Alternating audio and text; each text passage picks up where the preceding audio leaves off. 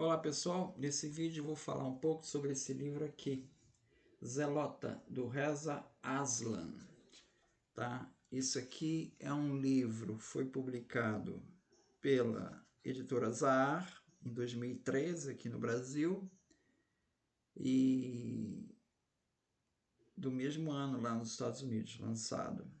Né? Ele é um iraniano e que saiu da Revolução Iraniana, foi para os Estados Unidos, se converteu ao cristianismo e depois se desconverteu. Né? Se desconverteu e se tornou muçulmano. Hoje ele se declara muçulmano. Né? Escreveu esse livro sobre Jesus de Nazaré, ele é professor de História das Religiões. Causou muito impacto esse livro. Esse livro ele foi cotado aí pelo... teve um grande sucesso de vendas, teve uma grande repercussão na imprensa. Basicamente foi questionado por que o muçulmano escreve sobre Jesus Cristo, não está no lugar de fala, não estaria no lugar de fala. Bom, eu não vou entrar nessa questão, eu vou entrar nos argumentos colocados no livro, vou destacar alguns dos argumentos citados no livro neste primeiro vídeo, né? Será uma série de 4 vídeos. Né? Bom, então primeiro o contexto geral da obra. Né? Então, o Reza Aslan ele procura colocar Jesus Cristo em seu contexto histórico, o que é bastante positivo. Né? Só que ele comete aí, eu vou falar 5 pontos aí que eu achei problemáticos no livro. Tá? Ele faz uma narrativa de um Jesus revolucionário. Tá? Um Jesus revolucionário que depois a igreja, já sem Jesus, transformou num Jesus pacífico. Tá? Então ele dá muito destaque aos diversos movimentos apocalípticos judeus e foca Jesus como uma liderança revolucionária e violenta. Isso é problemático. A gente vai ver isso nos vídeos. Segundo, ele diz que a única coisa que nós podemos saber sobre Jesus historicamente é que ele foi crucificado e que ele era um judeu da Palestina, porque é isso que nós temos nos relatos pagãos dos historiadores romanos, né? Tácito, Suetônios. É só isso que a gente pode saber de certo de Jesus. Bom, por que os historiadores romanos teriam mais credibilidade do que o próprio texto do Novo Testamento? Por que desconsiderar todo o texto do Novo Testamento como referência documental? Isso é um ponto fraco do argumento dele.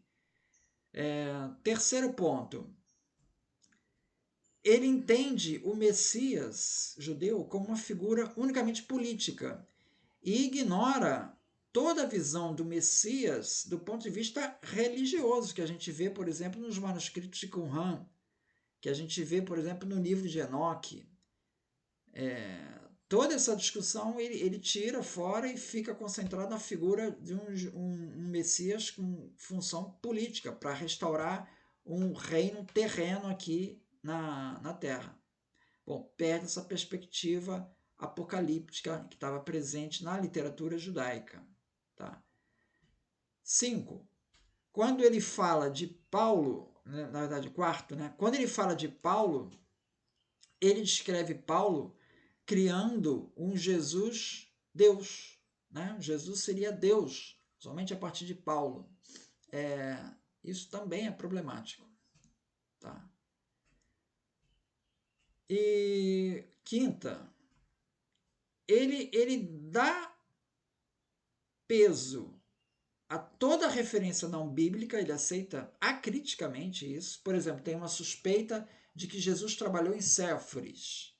Isso não está no relato bíblico, mas ele dá como certo, porque é o contexto, ele acredita que isso é o certo. Tá? As evidências para isso são frágeis, mas ele vai por esse caminho. Agora, o texto bíblico ele descredencia totalmente. Quando ele fala no relato de Joséfo sobre a guerra judaica, ele atribui aquilo como tudo. José está descrevendo fielmente o que aconteceu na revolta judaica. Só que Joséfo, na época, ele era visto como um traidor. O relato de Joséfo tem que ser visto de uma maneira crítica. e ele não, então ele tem um peso muito mais favorável ao testemunho não bíblico do que o testemunho bíblico. Mas tem pontos positivos no livro. Tem uma passagem, né, que ele fala sobre o templo de Jerusalém, né?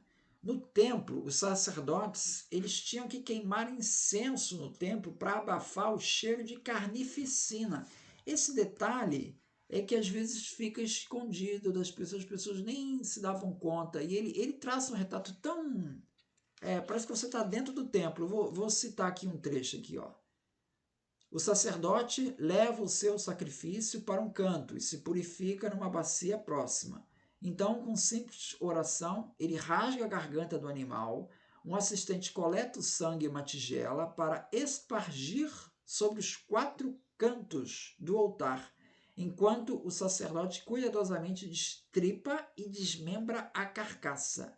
A pele do animal é para ele, ela alcançará um bom preço no mercado. As entranhas e o tecido adiposo são arrancados do cadáver, levados por uma rampa para o altar e colocados diretamente sobre o fogo eterno. A carne do animal é cuidadosamente retirada e colocada de lado para os sacerdotes se banquetearem após a cerimônia. Então, tem uma passagem que Jesus fala sobre as carnes do templo, né? Que diz assim, é lícito comer as carnes do templo, que elas estavam reservadas só por os sacerdotes. Ele discute isso. Então, essa realidade do templo, né? Ele descreve muito bem, né? Que a gente às vezes esquece. Na verdadeira carnificina, é um açougue o templo, praticamente, né?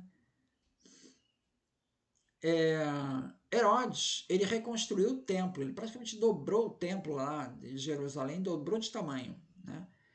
E nessa reconstrução, ele colocou uma águia romana no portal de entrada do templo e obrigou o sacerdote a oferecer dali em diante 2 sacrifícios por dia em nome de César Augusto, como filho de Deus.